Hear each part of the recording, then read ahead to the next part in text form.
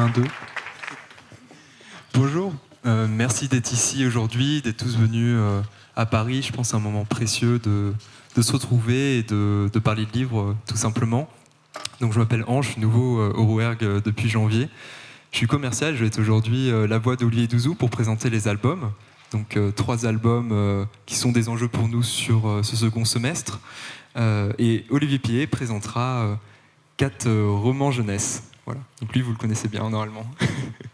Donc on va commencer tout de suite avec Histoire de loup de Nathalie Fortier, un album entre le conte et le rêve. Et je vous laisse avec une petite vidéo qui Nathalie Fortier vous accueille dans son atelier pour vous présenter la genèse de son album.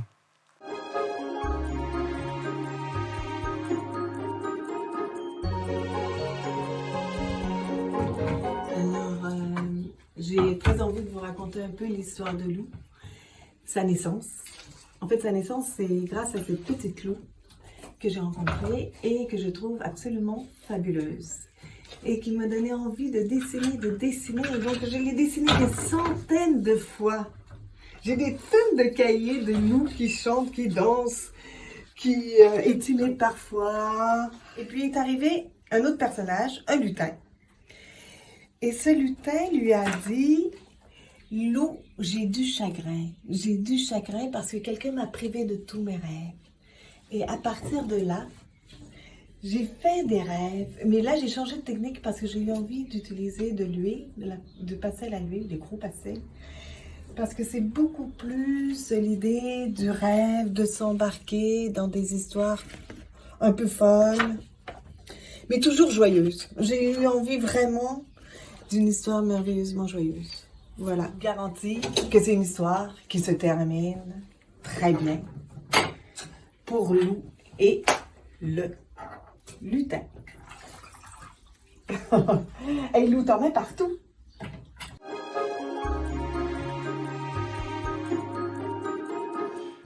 Donc cet album sortira en septembre. Donc Nathalie Fortier, c'est une autrice qui publie depuis plus de 20 ans au Rouergue, qui a publié des albums chez nous comme Pas l'ombre d'un loup ou encore Revient.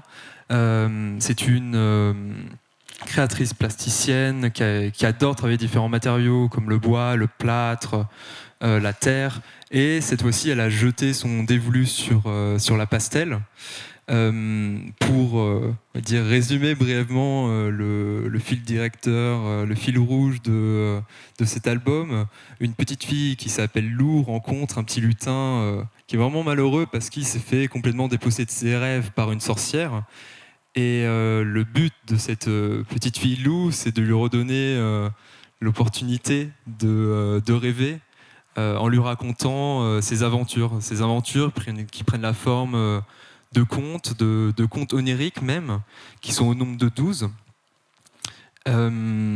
Et au fur et à mesure de l'avancement de ces contes, des personnages vont rejoindre Lou et le lutin pour constituer une joyeuse troupe, ce qui va permettre donc au final au lutin de retrouver ses rêves et de rompre le sort de la sorcière. Moi, ce qui m'a vraiment frappé dans cet album, c'est la vitalité des illustrations de Nathalie Fortier. Comme elle disait dans cette vidéo, elle a vécu de nombreux mois avec ses personnages. Et le fait qu'elle ait travaillé à la pastel, ça donne cette vitalité, ça donne ce mouvement dans ses personnages. Qui ont des couleurs atypiques, qui sont tout à fait en phase avec l'univers du conte, du rêve et l'imaginaire qui est développé par Nathalie Fortier dans ses albums. Donc en plus de cet imaginaire foisonnant, Nathalie Fortier l'accompagne d'un texte qui est d'une grande qualité, qui est la véritable prose et qui est tout aussi agréable à conter aux enfants qu'à écouter pour eux. Voilà. J'aimerais aussi rajouter que Nathalie Fortier est une autrice qui tourne beaucoup, qui fait beaucoup d'expositions. Le second album que nous allons vous présenter aujourd'hui est moitié-moitié de encore une Nathalie Chou et Henri Meunier, qui est un album sur la différence, jouant avec la notion de dualité et de la sirène. Je vous laisse avec une vidéo de présentation.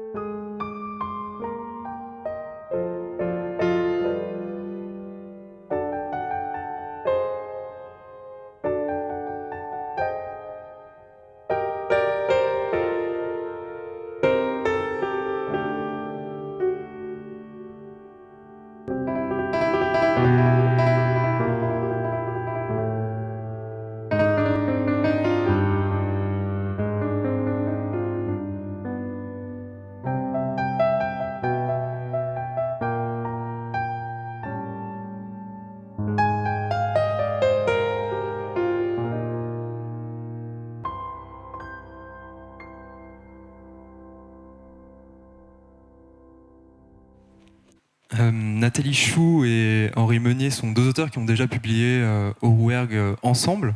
Ils ont travaillé sur Au panier et Mirabelle Prunier. Donc moitié-moitié, c'est l'histoire d'une sirène qui n'est pas comme les autres sirènes, c'est-à-dire qu'elle est née avec des jambes humaines et un haut du corps de poisson. Donc voilà, finalement en verlan, c'est une reine-scie. Je ne le sors pas de moi-même, ça vient du texte, j'aurais pas osé improviser ça. En plus de cela, elle chante complètement faux, ce qui est assez paradoxal pour une sirène, et en plus, elle vit dans une piscine.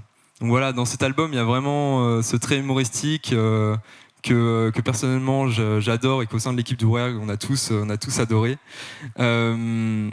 Et donc elle a ses différences et sa famille, son père, sa mère, que vous avez pu voir dans la vidéo, donc le Minotaure, et la mère qui est le parfait opposé, ils se complètent tellement bien avec tête humaine et un corps de vache, lui font comprendre voilà, qu'elle est différente et qu'elle doit passer outre cette différence. Et pour cela, il la compare à ses cousins brillants qui, eux, sont des centaures, toujours dans cette idée de dualité. Et face à cela, cette sirène va mal le prendre et va se questionner, va se renfermer sur elle-même. Et de cette introspection, finalement, elle va en tirer une force, va finir par faire une avec elle-même. Et la dernière phrase du roman, qui est un extrait d'un poème d'Eugène Guilevic, résume parfaitement la leçon de cet album, c'est: quand rien ne chante pour toi, chante-toi toi-même. Personnellement, c'est un album qui m'a beaucoup impressionné, notamment dans sa revisite de la figure de la sirène, qui est extrêmement efficace, extrêmement drôle à la fois. Voilà, prendre à contre-pied ces codes-là, je trouve ça formidable. De plus, le message porté par cet album sur les différences, sur l'appropriation de différences qui sont innées, je trouve que c'est un très beau message. Et enfin, les illustrations illustrent à merveille, comme vous pouvez voir voilà, sur les images qui défilent derrière moi. Toujours sur le thème de la dualité, c'est immédiat, c'est efficace.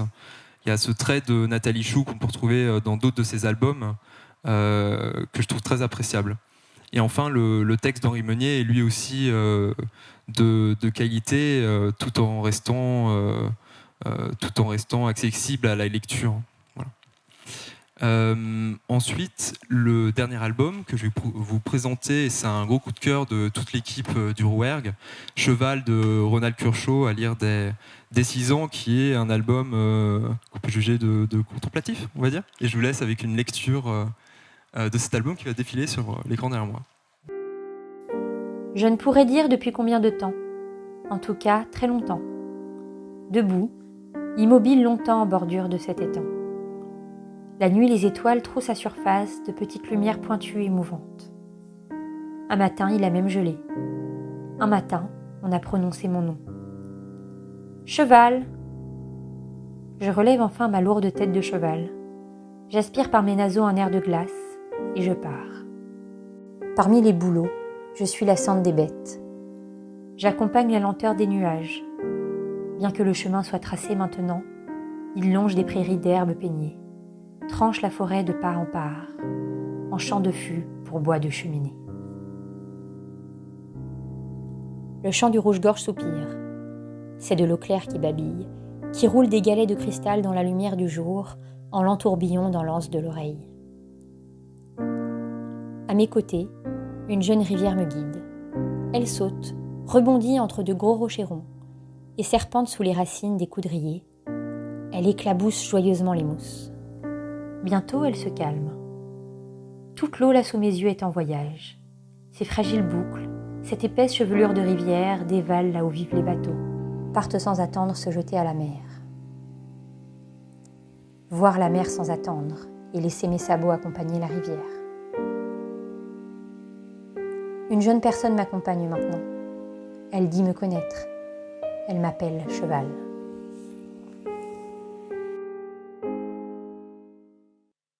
Donc Ronald Kershaw est un auteur qui a aussi déjà publié au Rouergue avec des albums comme La Main ou comme Gladys il y a maintenant 3 ans. C'est un graphiste, peintre, affichiste, illustrateur vraiment extrêmement doué avec un style très très très identifiable, et je vous invite à découvrir son travail en dehors de ses albums. Celui-là raconte l'histoire d'un cheval qui part des temps d'origine pour rejoindre la mer à travers les ruisseaux, les rivières, les fleuves, le littoral et donc enfin l'océan. Sur ce chemin, il va donc rencontrer une petite fille avec qui il va nouer une relation complexe, surtout une complicité. Une complicité.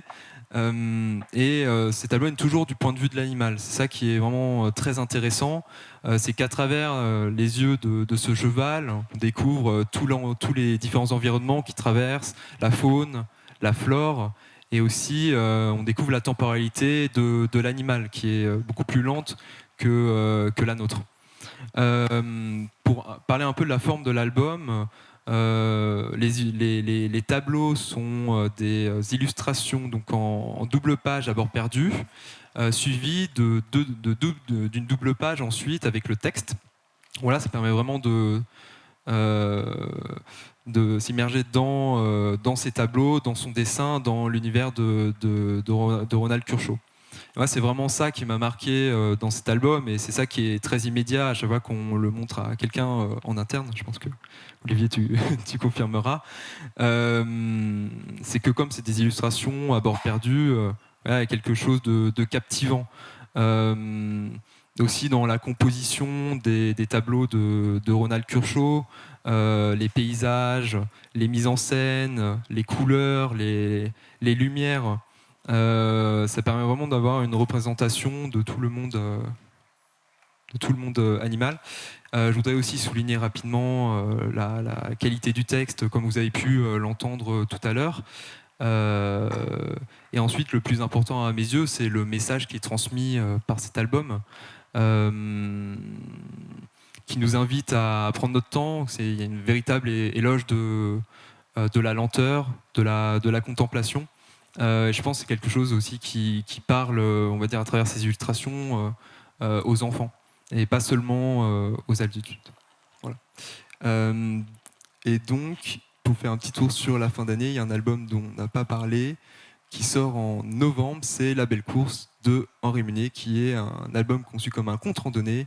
C'est une parabole de la vie. Voilà. Maintenant, je vais laisser la parole à Olivier pour présenter les romans jeunesse. Bonjour tout le monde. Je suis hyper content d'être là déjà. Je voulais en profiter pour m'adresser un petit peu directement à vous, vous remercier franchement pour le travail que vous faites là sur les collections des romans jeunesse, notamment en ce moment sur le Palace de Marine Carteron. Nous, on est en train de vivre un petit rêve éveillé dans les bureaux, et on le doit principalement au travail de terrain que vous faites, qui est formidable, donc vraiment merci. Cette rentrée là dont je vais vous parler, elle a un sens un petit peu particulier pour moi, parce que ça fait très longtemps que je l'attends. Ça fait très longtemps que j'ai envie de parler de ces livres. Ils ont mis du temps à exister. C'est des romans pour lesquels je discute depuis maintenant plusieurs années avec les auteurs. Donc je les vois comme ça grandir petit à petit. Et du coup, d'avoir ce moment-là et de pouvoir enfin, et puis de les avoir sur les tables aussi, c'est génial. Donc je vous propose de rentrer directement dans le vif du sujet avec une petite vidéo.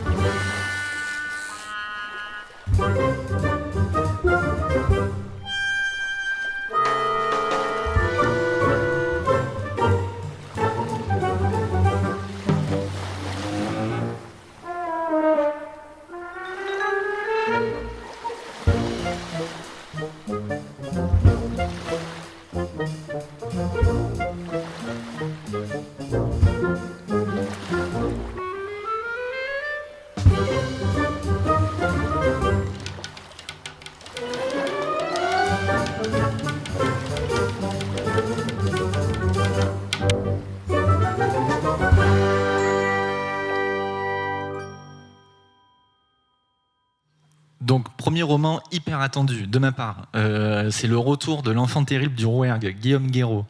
Guillaume, c'est aussi le premier auteur publié en ado au Rouergue, avec Cité Nique le ciel. Il y a maintenant, je dirais, quelque chose comme 25 ans. C'est un auteur qui a publié en littérature adulte chez nous, en album, chez les préadolescents, notamment avec le titre dont je vais vous parler plus en détail après. Et les ados. Et c'est vraiment dans le secteur des ados qui s'est fait le plus connaître, notamment avec un roman bouleversant qui s'appelle Je mourrai pas gibier, qui a gagné le prix Sorcière, qui a été adapté en bande dessinée. Un roman, c'est à cause de ce roman-là, moi, que je suis arrivé au Rouergue.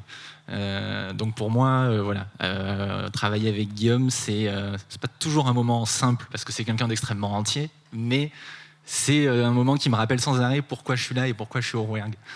Et du coup là, Mon grand-père est un gangster, c'est un peu le versant d'un autre roman qu'on a publié il y a quelques années qui s'appelle Ma grand-mère est une terreur. Et je pense que Guillaume avait encore envie de s'amuser avec ces figures familiales qui habituellement sont pleines de sagesse et de conseils, et d'en faire exactement l'inverse. Et Mon grand-père est un gangster, donc c'est l'histoire d'une famille, une famille qui galère en fait, et dont la seule solution face à tous les problèmes qu'ils ont, surtout des problèmes financiers, c'est de voler, c'est de chourer tout ce qu'ils peuvent, et c'est de rêver aux casses ou aux coups qu'ils vont pouvoir faire et qui les mettra enfin à l'abri financièrement. Et le jour où le grand-père maternel sort de prison, un grand-père qui a une espèce d'aura comme ça, il se fait appeler Napoli le Napolitain, c'est un type qui est célèbre dans le milieu. Ils se disent, mais enfin, on va pouvoir faire cette espèce de coup familial dont on rêve et partir au soleil. Sauf que le pépé Napoli, en fait, c'est pas du tout ses plans. La prison, il a pas du tout aimé ça, et il a qu'une seule envie, c'est de poser son petit Bob Ricard sur la tête, de s'ouvrir une bière, de mettre le barbecue face à la mer Méditerranée parce que tout se passe à Marseille, et puis de profiter en fait, tout simplement. Et voilà. Et moi, j'ai retrouvé tout ce que j'aime en fait chez Guillaume Guéraud, à la fois son écriture hyper incisive. Sur les préados, il a vraiment cette dimension un petit peu farce et cet humour un petit peu acide, moi, qui me régale. Et puis il y a toujours, et ça c'est quelque chose qu'on retrouve dans beaucoup des romans de Guillaume, c'est ce clin d'œil au cinéma en fait, qui est toujours en embuscade quelque part, de manière plus ou moins évidente dans ses romans. C'est un roman du coup qui est illustré largement par Pierre Deur, qui est un auteur BD qui œuvre surtout sur les internets. Et puis voilà. Sorti le 23 août. Si vous voulez vous taper une bonne petite barre de rire et de légèreté, moi je vous le conseille. Voilà. Et on passe au suivant. Alors, celui-là, je vais vous en parler assez rapidement parce qu'il va sortir en octobre. Je suis très triste parce que c'est la fin d'une trilogie. C'est une trilogie, moi, qui m'a complètement habité. C'était déjà un premier roman remarqué parce que Audrey Bischoff, elle a eu le prix Cendre du premier roman francophone. Elle a été chroniquée par la presse et surtout, elle a eu plein de coups de cœur libraires. Donc en fait, quand on lance un auteur comme ça, c'est un petit peu le scénario dont on rêve tous, et il s'est réalisé. Donc joie totale. Et puis surtout, moi, en fait, le principe même de cette trilogie, il me passionnait pour plein de raisons. Déjà, l'idée, c'était d'avoir une narratrice différente à chaque tome. Donc Abby, Lila et Jade, 3 narratrices qui n'ont rien à voir les unes avec les autres en termes de personnalité. Et puis chaque tome se passe à une année d'intervalle. On commence à la 4e, la 3e, la seconde. Les personnages secondaires deviennent des personnages principaux. Et il y a toujours cette question du corps des adolescentes, parce que c'est que des héroïnes, et de leur intériorité. Et moi, ce qui m'a particulièrement touché dans tout ce travail, et qui résonnait de manière très intime en plus, c'est que, je ne sais pas si ça vous fait ça, vous aussi, mais des fois, moi, quand je suis dans la rue, je vois les gens, et je me dis, mon Dieu, mais ces gens ont des vies sûrement aussi complexes que la mienne, et puis je vois encore plus de monde autour, et c'est presque vertigineux, en fait. Et là, je trouvais que c'était ça qu'elle faisait, Audrey. C'est-à-dire qu'elle elle mettait des personnages, des visages et des corps, et pendant 3 tomes, elle nous dit, bah voilà ce qu'il y a derrière, en fait. Et derrière, il y a de la joie, il y a des tristesses, il y a des histoires de famille, il y a des choses très légères, il y a des choses hyper compliquées, mais elles tracent leur route, en fait. Et comme ça, elle a une héroïne très discrète, elle a la cagole, elle a la peste de la classe. Et je trouve que c'est merveilleux ce qu'elle a fait avec cette trilogie. Donc si vous ne l'avez pas vu passer ou quoi, foncez, c'est merveilleux. Et je vais passer au texte suivant.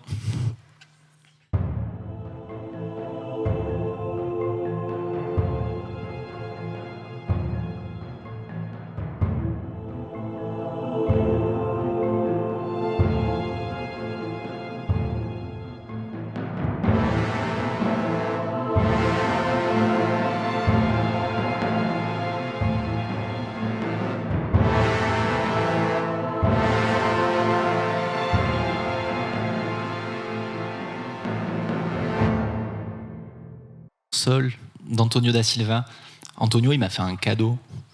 Ça faisait des années que je lui disais que un des problèmes que j'avais dans la collection Epic, c'est que j'avais très peu de propositions de textes de science-fiction en langue française. C'est vraiment quelque chose que je suis obligé d'aller chercher à l'étranger ou qu'on me recommande de manière très bienveillante. Merci Charline. Et il m'a entendu. Donc pour moi, c'était merveilleux parce que j'avais cet espoir, en fait, dans ce genre-là précisément, de découvrir l'écriture d'Antonio, une poésie, sa manière de construire les scènes, toutes ces choses-là. J'avais très très hâte de voir ce que ça allait donner. J'ai pas du tout été déçu. C'est un texte, il m'a fait oublier le temps de 3 soirs que j'étais éditeur. Je l'ai emporté dans mon lit, j'ai tourné les pages, et ma compagne qui me disait éteins la lumière, et j'arrivais pas. J'étais vraiment complètement addict à son récit. Et puis Antonio, j'adore voir ce qu'il devient, en fait, au fil de ses romans. Il a commencé avec Sortie 32B, il y a eu ABC, récemment il y a eu Assoul, qui a eu une très belle reconnaissance, vraiment, qui a été défendue par vous de manière magnifique, qui a eu le prix 1000 pages, qui a été dans plein de sélections, Sorcière, prix de la SGDL, très belle presse aussi. Et c'est un auteur, depuis le début, je sens, comme je le dis un peu en off, qu'il en a sous le capot, en fait. Et là, avec Sol, j'ai eu ce sentiment, en fait, qui, en quelque sorte, passait un cap, à la fois dans son écriture, parce qu'on a beaucoup moins travaillé l'écriture en tant que telle, mais aussi dans sa manière de raconter ses histoires, d'amener ses personnages. Et il y a quelque chose d'assez grisant en tant qu'éditeur d'assister à ça, en fait, de voir ce basculement. Et du coup, l'histoire, en quelques mots, de Sol, c'est 2 peuples ennemis qui se font la guerre depuis toujours. Les Solariens qui vivent sur une petite île paradisiaque, et les Carnis qui vivent dans les nuages de poussière qui entourent cette île. Et les Solariens ont la faculté, en fait, de faire la photosynthèse. C'est comme ça qu'ils se nourrissent.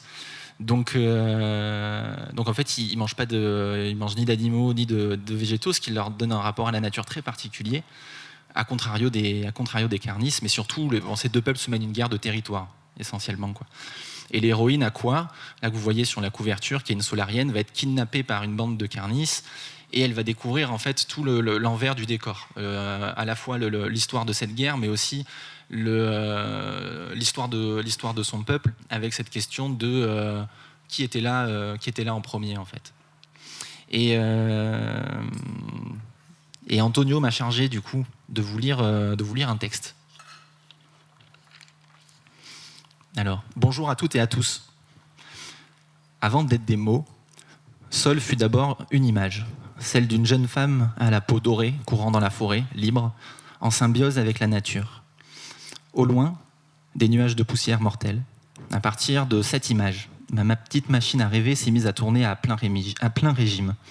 Qui est cette jeune femme? Que dissimulent ces poussières? Ou qui cache-t-elle? Pourquoi ont-elles envahi le reste du monde? Sol est né de cette image et de ces questions. Ce roman m'a permis d'aborder quelques thèmes qui me tiennent à cœur. La différence, la peur de l'autre, l'entraide, le rôle des femmes, toujours en première ligne et plus particulièrement en période de crise, les guerres nucléaires et l'héritage dévastateur qu'elles laisseront aux générations futures, si nous sommes assez fous pour appuyer sur le bouton. J'ai voulu mettre un focus sur ces discours politiques et religieux qui n'ont comme but que d'asseoir des idéologies qui pourraient finir par nous entraîner vers ces poussières. Olivier, qui en ce moment me prête sa voix, m'a fait remarquer à juste titre que le thème de l'identité traverse chacun de mes romans. C'est d'autant plus vrai dans Sol, qui est avant tout une quête pour répondre à ces questions. Qui sont les Solariens? D'où viennent-ils? Et que peuvent-ils apporter à cette humanité qui ne cherche qu'à les détruire? Pendant l'écriture du roman, je voyais de tristes résonances dans notre quotidien, la guerre en Ukraine et le sort du monde suspendu à un homme prêt à appuyer sur le bouton. Notre mode de vie qui devra changer afin que l'île des Solariens ne soit pas une exception, mais la norme. De grands défis à résoudre. À travers Sol, je voudrais aussi rendre modestement hommage à ces immenses auteurs de SF que j'ai dévorés plus jeune. Philippe K. Dick, Isaac Asimov, Arthur C. Clarke et tant d'autres. À leur monde fabuleux, visionnaire, où la poésie affleure. Alors, si la poussière ne vous effraie pas, j'espère que vous accompagnerez Aqua dans son périple. Les dangers seront multiples, les rencontres d'autant plus belles. Permettez-moi de vous saluer à la mode solarienne en vous souhaitant un bon sol à toutes et à tous. Et je vais passer au titre suivant. Merci.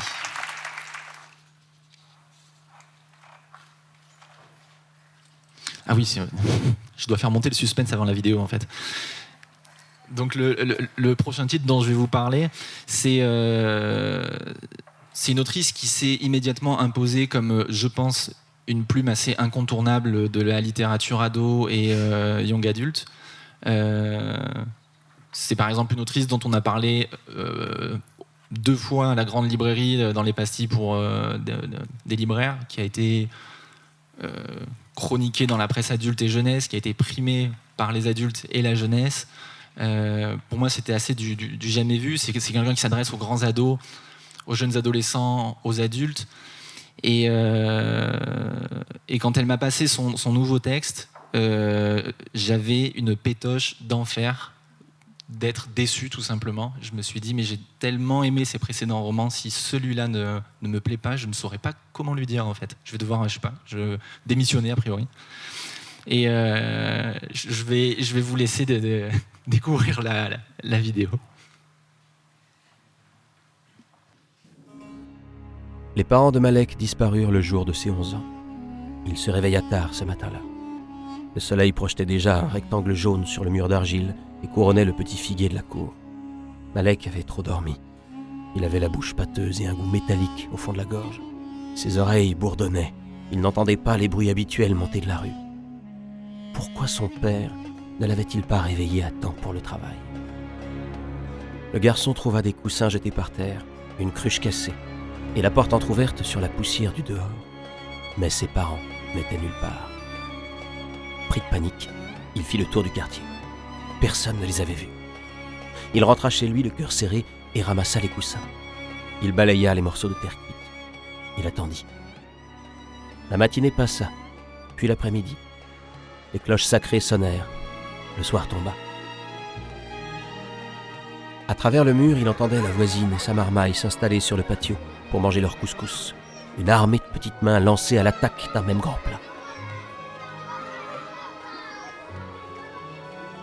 Leur vie n'avait changé en rien, alors que la sienne venait de sombrer dans un grand trou noir.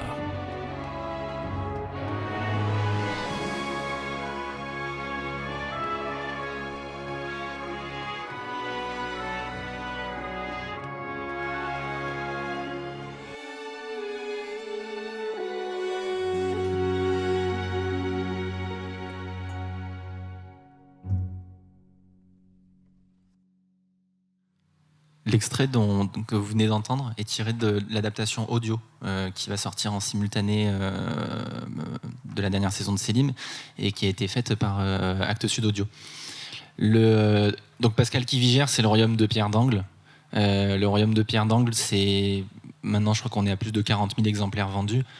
C'est une adaptation en poche adulte par Folio. C'est une adaptation en BD aussi qui va sortir. Pour moi, éditorialement, c'est une aventure incroyable d'avoir partagé autant de temps avec Pascal. Et ça fait, je crois que maintenant, ça fait 4 ans en fait, qu'elle travaille sur la dernière saison de Selim. Ça fait 2 ans qu'elle m'en parle. Et quand elle m'a passé ce texte-là, donc j'avais cette pétoche dont je vous parlais, et je me suis retrouvé en vacances. Et ça a été un moment, mais comment dire, c'est un moment miel sur le cœur en fait, parce que au bout de 3 lignes, je me suis souvenu pourquoi c'était une telle aventure avec elle, et ça m'a ramené 4 ans plus tôt sur la première version du Royaume de Pierre d'Angle que j'avais lu, c'est-à-dire en 3 lignes me dire mon Dieu, mais cette autrice, elle est incroyable, elle écrit vraiment divinement bien. Et c'est toujours le cas, donc c'est hyper rassurant. Puis en plus, Pascal, elle vient de la littérature adulte, donc rien n'était gravé dans la roche sur le fait qu'elle continue de publier en littérature jeunesse. Donc elle confirme aussi cette envie de faire d'autres textes, de raconter d'autres histoires, et pour moi, c'est génial. La dernière saison de Selim, c'est... j'insiste sur ce mot, c'est une nouveauté. C'est une nouveauté, même si on retrouve 2 personnages du royaume de Pierre d'Angle et que ça se passe dans l'univers qu'elle a créé, mais c'est une nouveauté, ça peut être lu totalement indépendamment de sa précédente série. On peut le lire dans un sens, dans un l'autre, il n'y a vraiment aucun problème. Et j'insiste vraiment, parce que c'est même pas un spin-off, c'est autre chose, quoi.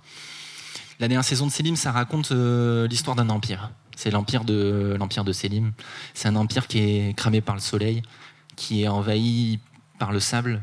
C'est un empire qui est en déclin et qui va mourir. Et cette mort, cette disparition de cet empire, elle est annoncée par une prophétie. Et cette prophétie, elle est en plusieurs étapes. Et en fait, au fil des siècles, les étapes, elles passent les unes après les autres. Et là, ils arrivent à la dernière. Et tout le monde sent que rien ne va plus, que l'eau devient un trésor absolu, que les conditions de vie sont de plus en plus difficiles. Et que la prophétie, justement, elle est en train de se réaliser. Mais comment on fait en fait pour arrêter une prophétie ? Une prophétie, ça ne s'arrête pas en soi. Mais le pouvoir religieux et le pouvoir politique, eux, ils vont essayer de tout faire pour enrayer cette prophétie-là. Et ils vont faire appel à 2 personnages. Si vous avez lu la totalité de Pierre d'Angle, ça va vous réjouir, mais ils font appel à Esmé et Mercenaire.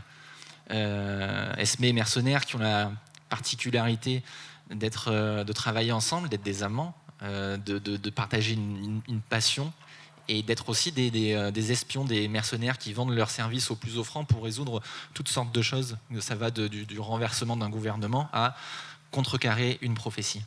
Et ils vont se retrouver dans cet univers-là à devoir empêcher l'impossible, en fait. Ce que j'ai trouvé absolument brillant dans ce texte-là de Pascal, au-delà du fait que c'est une conteuse redoutable, qui est capable de placer des descriptions absolument merveilleuses, qui fait un travail sur les personnages que je trouve complètement démentiel, et je le vois dans le regard des autres auteurs du Rouergue qui sont baba d'admiration d'elle, en fait. Et c'est assez rigolo de voir cette admiration. Et j'ai perdu le fil de ce que je voulais dire, en plus, c'est génial. J'en étais où ?